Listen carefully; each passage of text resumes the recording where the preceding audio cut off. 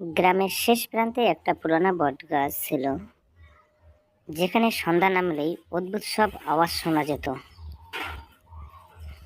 মানুষজন বলতো ওই গ্রামে বটগাছে এক শাকচুন্নি থাকে। শাকচুন্নি প্রেমের প্রতারণায় প্রাণ হারিয়ে চিরকালই প্রতিশোধ নিতে বদ্ধপরিকর। একদিন শহর থেকে এক যুবক রাহুল বন্দীদের চ্যালেঞ্জ নিতে এসে বটগাছের নিচে বসে রইল।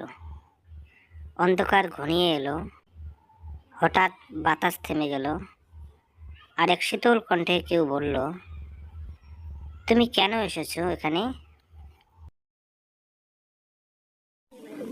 রাহুল পিছন ফিরে তাকাতেই দেখল সাদা শাড়ি পরা এক মহিলা তার দিকে ধীরে ধীরে এগিয়ে আসছে। রাহুল মহিলাকে দেখে ভয় পেয়ে পালাতে চেষ্টা করলো, কিন্তু তার একটা পা উঠছে না মাটি থেকে। গ্রামের লোক পরের দিন সকালবেলা রাহুলকে বটগাছের নিচে মরে পড়ে থাকতে দেখতে পেল। সেদিন থেকে গ্রামের মানুষ আর ওই বটগাছের নিচে যায় না।